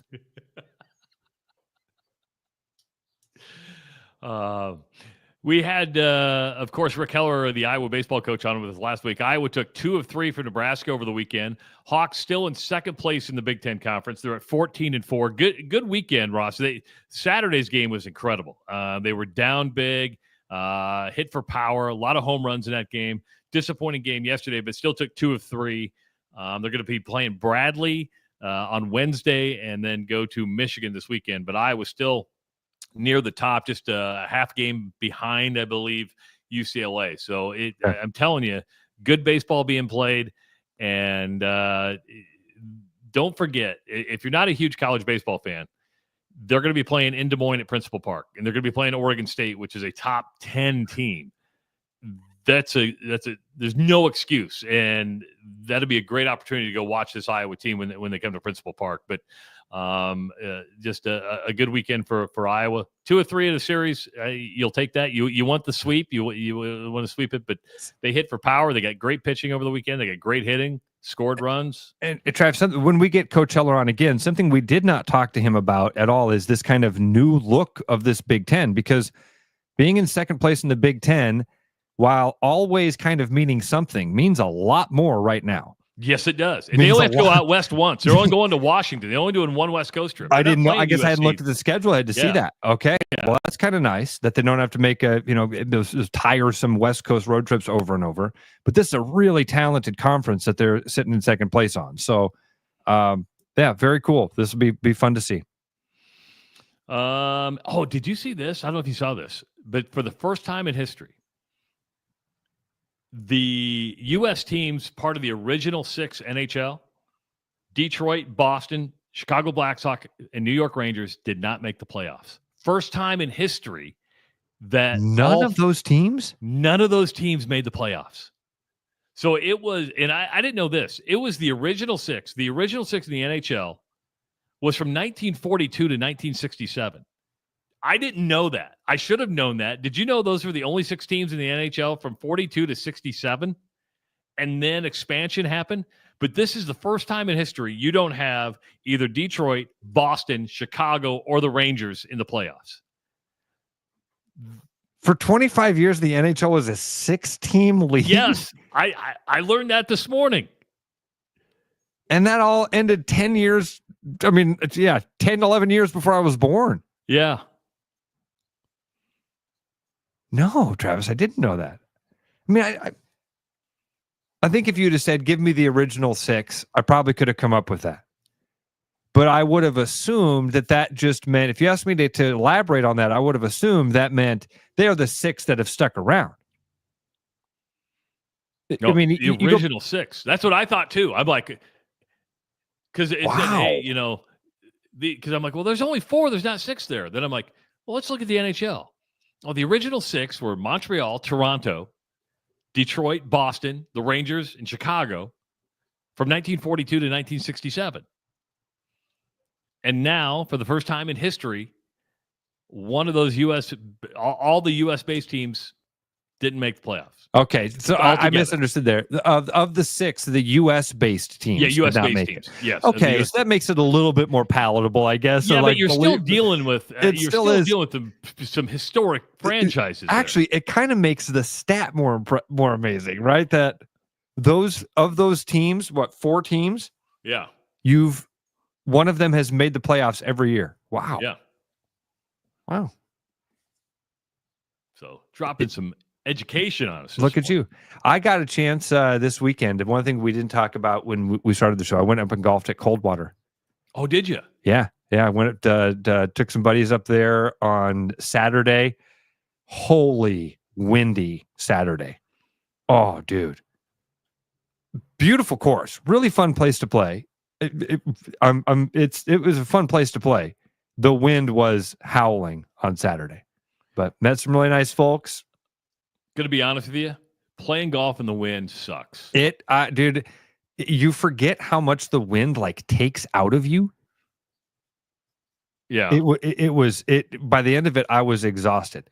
Austin says, I bet you found a lot of balls in the tall grass. Austin, you have no idea. You Come out with like a full box. Dude, I'm not even joking. I was with my buddy TJ, and TJ, he'll play any golf ball, right? So he's looking for golf balls. We filled up 2 bags Of good ones too, because you threw the pinnacles out. No. This was every ball. This was, he was willing to play any ball. So yeah, we'd go in. I'd be like, whoa, geez. Oh my gosh. Oh, this place needs picked. So a 4-hour round took you about 5.5. No, I'd say we played in that 4-hour range. The wind, but dude, we got to about the 14th hole, and you and I've had this conversation before. I am a 14-hole golfer. I get through about 14 or 15, and I'm like, all right, let's be done. I'm out. Yeah. And then we went line to up on a par 5 with the wind directly in your face. And there's a couple of those out there, 30 mile an hour. You hit one off the tee that normally would go like 250, and it went like 182. Yeah. Putts. I got above 1 putt, Travis, and my ball was vibrating. I'm like, it's so windy, it's affecting the ground. Oh, man. Time flies when you're having fun. Yes, it does. We had fun today.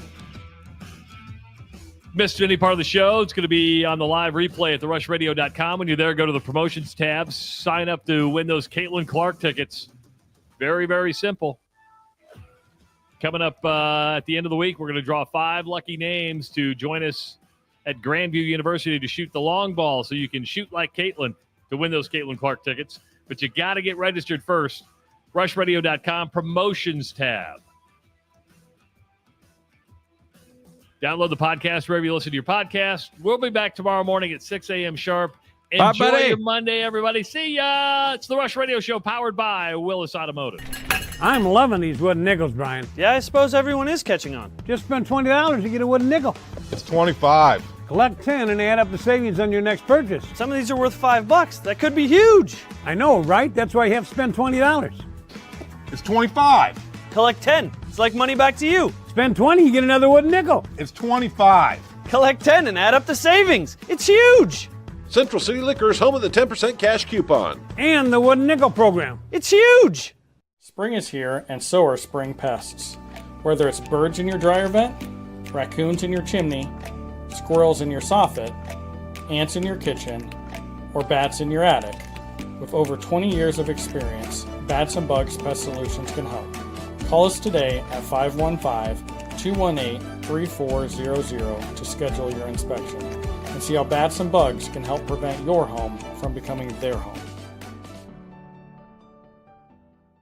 You've dreamed about an absolutely organized garage or closet? See it for yourself at Absolute Garage & Closet's beautiful showroom in Urbandale. See the latest in garage storage, custom closet systems, and epoxy flooring applications up close, and imagine how good it will feel to have your garage, closets, or other spaces absolutely organized. Free consultations, friendly service, and quick project turnarounds, Absolute Garage & Closets is ready to bring peace of mind into your home. Visit Absolute Garage & Closets at 3169 99th Street in Urbandale or at absolutegarage.net. Brendan Santone here with Willis Cadillac. Well, we're already off to a jumping start. Have quite a few vehicles to select from. XT5, 4, and 6 are all still running special APR up to 84 months, along with rebates as well. Escalades, as you can see, we are getting a few here and there that are available. Stop out in person in Clive to visit us and see one of our 50 cars in stock, or at williscadillac.com.